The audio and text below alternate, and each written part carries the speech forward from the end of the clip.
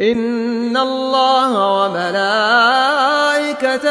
يصلون على النبي يا أيها الذين آمنوا صلوا عليه وسلموا تسليما.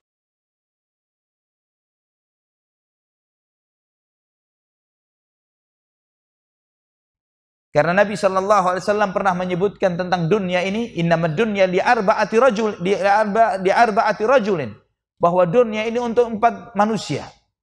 Untuk 4 manusia. Yang pertama, abdin atahullahu ilman wa mala, fahuwa ya'lamu lillahi fihi haqqan, wa yattaqi fihi rabbah, wa yasilu fihi rahimah, wa ya'lamu lillahi fihi haqqan, wa huwa bi afdhalil manazil.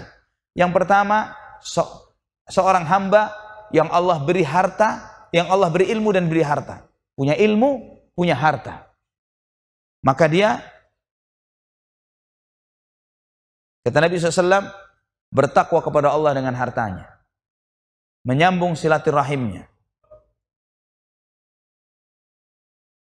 Dan wa yattaqi fihi rabbah, wa yasilu fihi ramah, wa ya'lamu lillahi fi haqqah.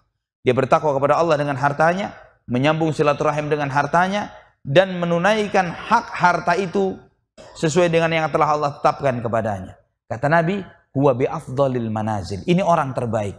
Punya ilmu, punya harta. Kata Nabi, terbaik. Yang kedua, abdin atahullahu ilman wa lam yu'tihi mala.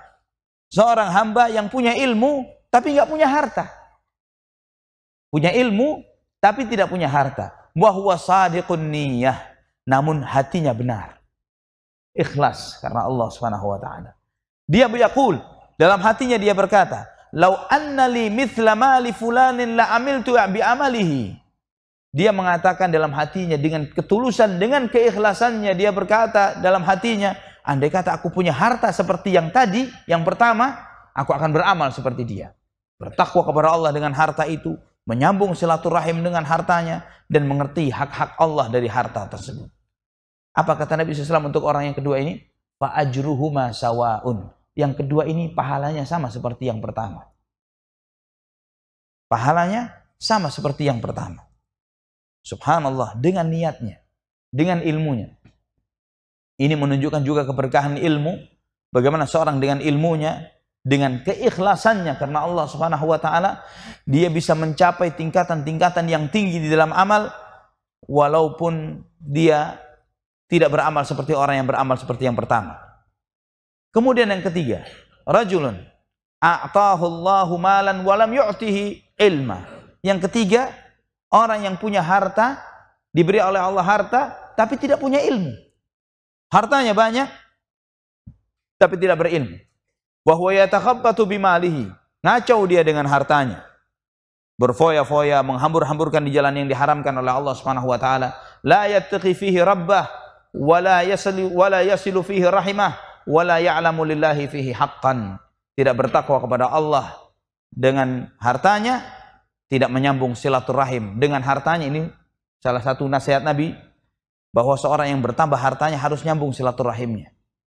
Kalau hartanya nambah, silaturahimnya tambah putus, coba bertanya, berkah tidak harta tersebut? Karena di antara fungsi harta dalam hadis ini diantaranya nyambung silaturahim.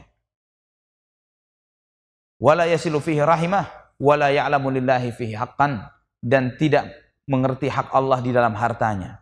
Wa huwa bi akhbathil manazil. Kata Nabi, orang ini yang paling buruk derajatnya. Punya harta tapi tidak punya ilmu, maka dia ngacau dengan hartanya. Dia merasa bahwa ini dari kepandaiannya, dari kehebatannya, kemampuannya membaca peluang. Dia berada di tempat yang tepat, di saat yang tepat. Dia merasa seperti itu. Seperti Qarun yang mengira innama utituhu an ilmin indi, bahwa saya punya kekuasaan harta ini karena ilmuku, karena kehebatanku, karena memang saya pantas mendapatkan sekolah saya Master of MBA misalnya. Merasa seperti itu.